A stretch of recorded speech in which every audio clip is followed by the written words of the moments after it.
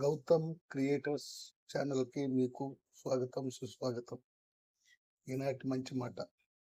ఒక ఆకు రాలుతూ చెప్పింది, ఈ జీవితం శాశ్వతం కాదని.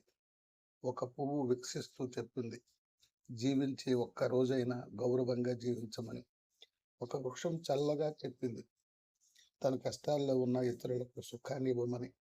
ఒక హృదయం నవ్వుతూ చెప్పింది, అందరి మనసుల్లో మంచి స్థానాన్ని సంపాదించమని.